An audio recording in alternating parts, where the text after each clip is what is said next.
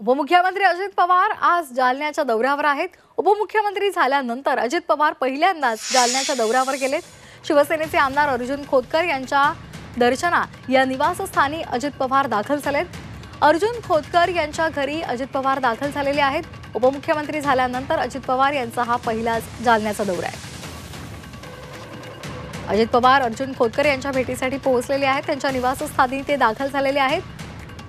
उपमुख्यमंत्री झाल्यानंतर अजित पवार पहिल्यांदाच जालन्यात दाखल झालेत। ही दृश्य आपण पाहतोय। अर्जुन खोतकर यांची त्यांनी भेट घेतलेली आहे। त्यांच्या निवासस्थानी ते पोहोचलेले आहेत। उपमुख्यमंत्री झाल्यानंतर पहिल्यांदाच ते जालन्यामध्ये पोहोचलेले आहेत।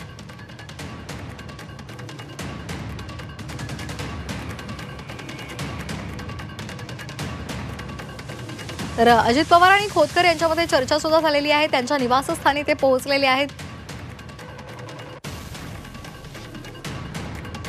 या संदर्भात अधिक माहिती देत आहेत आमचे प्रतिनिधी नितीश महाजन।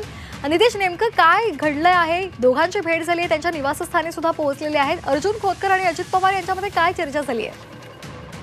अजित पवार यांचा आज भल्या पहाटे जालन्याचा दौरा आहे आणि या जालन्याच्या दौऱ्यामध्ये ओजस हॉस्पिटल याबरोबरच इतर 2 ते 3 हॉस्पिटलचं उद्घाटन अजित पवार यांच्या हस्ते होणार आहे। आणि त्यापूर्वी अजित पवार रात्रीच या ठिकाणी मुक्कामाला आलेले आहेत आणि सकाळी नाश्त्यासाठी ते अर्जुन खोतकर जे शिवसेनेचे आमदार आहेत त्यांच्या निवासस्थानी दाखल झालेले आहेत। दोघे या ठिकाणी औपचारिक अनौपचारिक गप्पा मारणार आहेत आणि त्यानंतर अजित पवार हे राष्ट्रवादी काँग्रेस पार्टीच्या जिल्हा कार्यालयाच्या उद्घाटनासाठी रवाना होणार आहेत। मात्र तत्पूर्वी ते अर्जुन खोतकर यांच्या सोबत चर्चा करण्यासाठी या ठिकाणी दाखल झालेले आहेत। इतर राजकीय कुठलीही चर्चा या ठिकाणी होणार नाहीये। मात्र दोघांमध्ये पहिल्यांदा या ठिकाणी भेट होत आहे। अजित पवार हे आतापर्यंत या ठिकाणी कधीही आलेले नव्हते, मात्र आता पहिल्यांदा अर्जुन खोतकर यांच्या निवासस्थानी दाखल झालेले आहेत।